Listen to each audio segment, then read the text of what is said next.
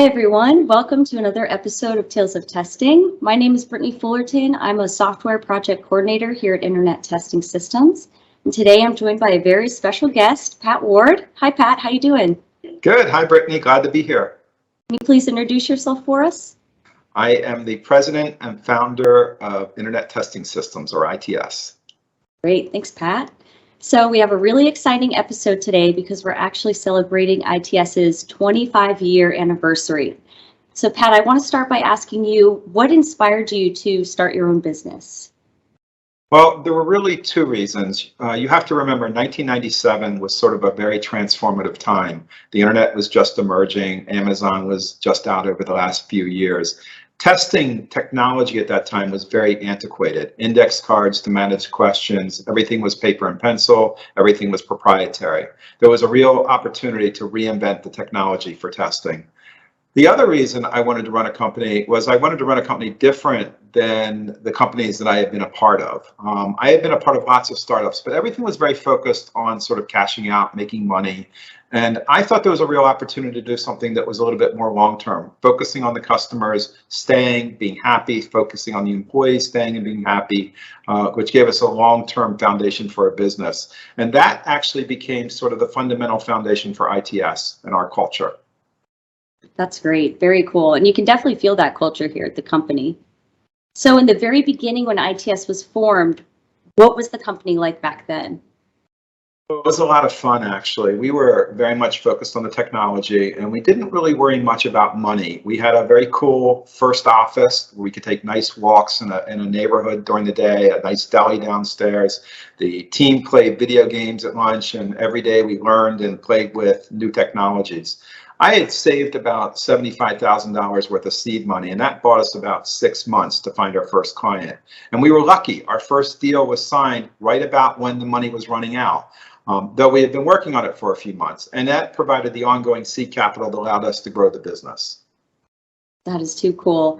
And it's crazy to think about that because now we have over 160 employees in 2 different countries. Yeah, 175 employees, actually. And I think we're in about 7 countries now. So. Oh, wow. That's amazing.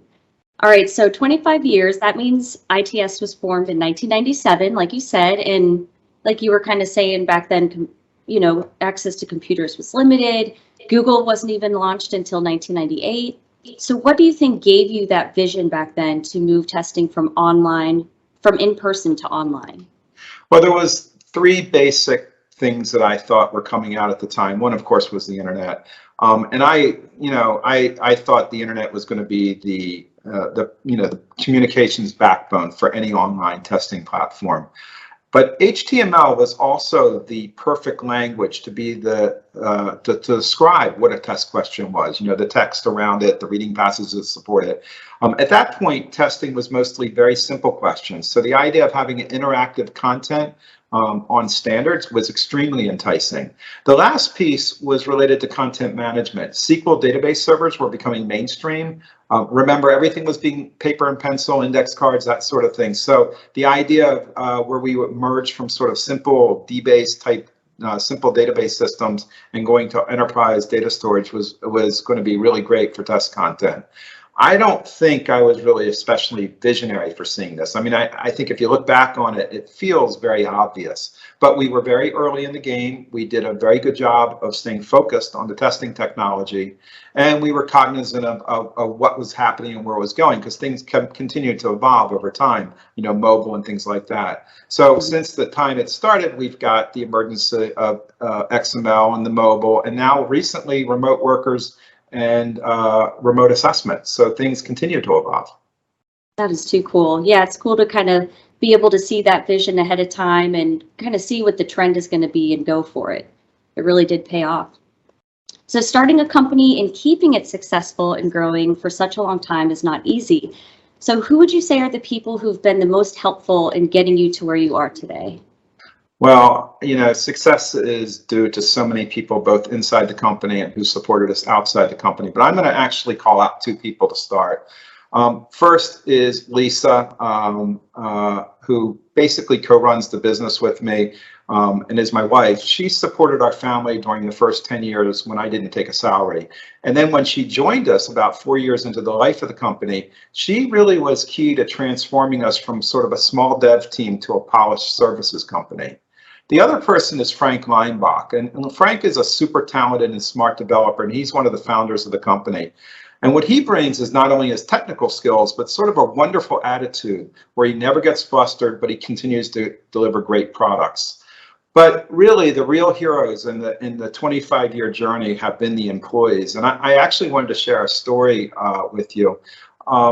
It was probably about 2002, 2003, and we were predicting a real tough year financially. We didn't know, how well we would do. We were going to be challenged, and we maybe had about 8 people, and a lot of these people had small families. So this was at the beginning of the year, and I wanted to make sure that everybody knew it was coming because, they were basically counting on me. I was pretty protected. I was in good shape, but we had these young families that really counted on us. So I wanted to make sure they knew it was coming, and they, if they needed to leave, they could, and what have you. So I had the meeting. It all went great. And then after that meeting, all 8 of them came to me privately, one-on-one, complete without the others knowing, and basically told me that they would take a pay cut to help out. Now, over that year, things actually worked out. We ended up having a great year. We got some new business, and it all worked out. We ended up even growing, but at the time, it didn't. And it was support like that I remembered, in the tough time. I mentioned we have 175 members now, team members, and we just wouldn't be successful without all of those contributions. We have an amazing leadership team, and by leadership team, I'm talking about the executives, the directors, those key employees, the managers, and they make everything go on a daily basis. And what they've done is they basically not only embraced that culture that I was talking about, but they've extended our company culture.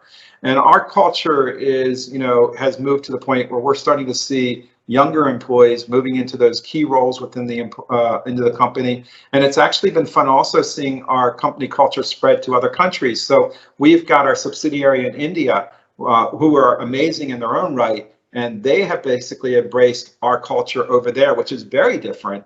And that's doing great and growing, and we have pretty much no turnover over there as well. So it's been a lot of fun, and really we wouldn't have made it without all those people.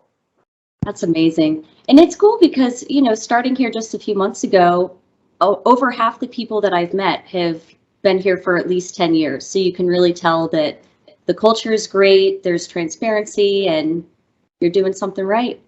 It makes a really huge difference because when somebody's been here for a long time, they have all that knowledge, and most of the people in the company will tell you we if they've had other jobs, we are their longest job ever, and that comes from basically taking care of each other and recognizing what the work-life balance and all those things. But it has been a lot of fun and kind of learning and growing and adjusting that culture over time. That's great. Well, congratulations, Pat. 25 years is a huge accomplishment, huge milestone. Before we go, I wanted to see if you had any piece of advice that you might give someone thinking of starting their own business. Well, I guess I'd start with go for it. It's such a great thing. It's very rewarding, especially if you're the type of person who basically has strong opinions and is always telling the people that you worked with how to do their job. So I've talked to lots of other entrepreneurs, and they often, question me, because they say the way you should do it is you should only risk other people's money. So funding is a big part of your decision. We were self-funded and it all worked out. We bootstrapped it, but it is risky. You have to be prepared if you're self-funding to lose, all the money because projects may not work out. Focus is another key part, knowing what to do and how to focus on it. But you need to have fun.